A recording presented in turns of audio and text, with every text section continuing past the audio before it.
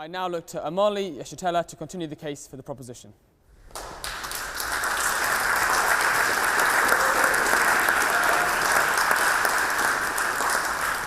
Mr. President, ladies and gentlemen, I have only recently come here from the United States of America. And that being the case, I cannot stand before this august body without prefacing my statement in defense of closer unity of Africa, without stating first my unconditional solidarity with President Maduro and the government and people of Venezuela, who are currently under attack, savage attack, by the declining world hegemon of the United States. I think it's absolutely necessary to say that coming from that country, and especially looking at the fact that the United States travels the world preening, presenting itself as the guardian of democracy and the rights of the peoples around the world, where the reality is that Africans who are colonized in the United States represent at least half of the largest prison population in the world. There are more Africans in prison in the United States than there are people in Djibouti or in Equatorial Guinea. And so we find it very difficult, also recognizing that by their own estimates, it would take 228 years for the income of Africans colonized in the United States to equal that of the colonial white population. So it is absolutely necessary for me to stand here today before you expressing total opposition to the United States government terroristic actions against the people of Venezuela with an attempt to starve the people into opposition to their government. Mr. President, brothers and sisters, comrades, it is also necessary for us to say that this question of a closer union with Africa, or between Africans, or within Africa, is not a purely academic question, despite the fact that this debate is occurring within the pinnacle of bourgeois academia.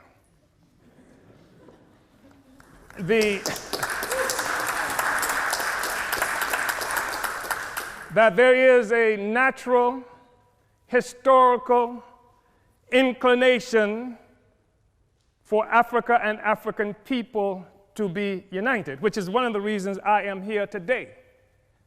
The truth of the matter is that this discussion about the unity of Africa, union of Africans, started much earlier than any incursion, as it might be characterized, of China or the Trump administration into Africa. The reality is that Africa came under assault some 600 years ago when Portugal first came and captured African people and initiated the process that would begin capitalism and would establish and consolidate the identity of Europeans in the world. It is a reality that capitalism rests upon a foundation of African slavery. Africans were first capital. And in order for this to occur and to last, it was absolutely necessary to keep African people divided so that we could not resist this horrible incursion on Africa that continues up to now. I think it's important to be able to say that. I think that we have to say that we've seen example after example by African people to unite. We've seen what used to be warring tribes in this geographical terrain that we occupy at this moment, able to achieve a sense of sameness that people refer to as nations founded on a common economy that came from slavery and colonialism. This is the basis of the unity that we see. If there is a problem with the European Union today, it is because the foundation, the economic foundation of capital, of imperialism, is being stressed by the struggles of the oppressed peoples of the world to take back their resources from this parasite that bleeds Africa, that bleeds the world, that bleeds Afghanistan, that bleeds the people of Yemen who are dying by the thousands even as we have this discussion. This is the basis of a Brexit. It can't stand together anymore because the host is rejecting the parasite. And it's creating crisis throughout Europe and throughout the imperialist world. I think it's necessary, brothers and sisters, to say that there has been a natural trajectory by African people for closer union. We know that we're talking about having this discussion in part because in 1884-85, Europeans sat at a table in Berlin, Germany, not a single African there, and carved up Africa into the territories that we now sometimes call countries and illogically refer to as nations. Africans didn't do that. It was Europe that did that. It was Europe and imperialism that required Africa to be divided so that the resources of Africa, both human and material, could come and pave the streets in London and grow the buildings in Amsterdam and bring clean water to New York, while the streets in Sierra Leone are not paved. And the people in Sierra Leone do not have clean water. And there's no national electric grid there.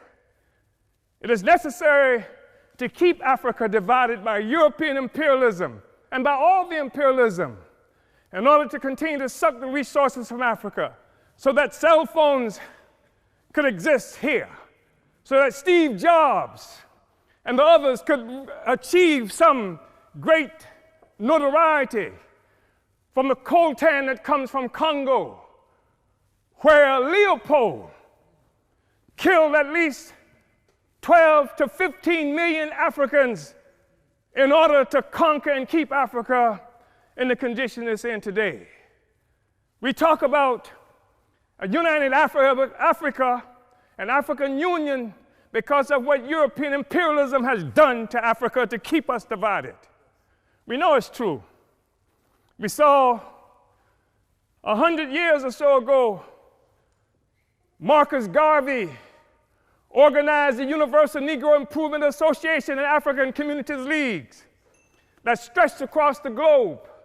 More than 11 million African people everywhere were connected to this. Africa for Africans, at home and abroad. That was the cry.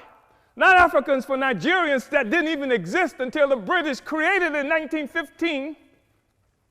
And Flora Shaw, the mistress who would become the wife of Frederick Lugard, came up with the name nigger area. Not this false national consciousness that has been imposed on Africans around the world. So that when the Portuguese found shrimp on West Africa and then named it for the Portuguese word for shrimp, Cameroon, it is not true that they are shrimp despite the fact that the people call themselves Cameroonians today. It is a false national consciousness. The false national consciousness that created the American Negro, that created the Black Brit, and the Afro-Swede. We are one Africa, one nation, and we must have closer union. But in order for that to happen, it has to be a revolutionary union. The Organization of African Union, created on May 25th, 1963 in Addis Ababa, Ethiopia, was part of an effort to circumvent efforts by Kwame Nkrumah to build a single union of African states.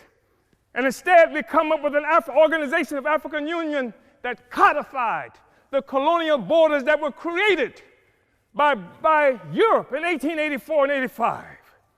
We have to be able to break out of this, but it's going to take revolution in order to do this. African revolution in order to do this. African revolution that will destroy imperialism and the world economy that's responsible for the growing immiseration of the masses of people around the world. Uhuru.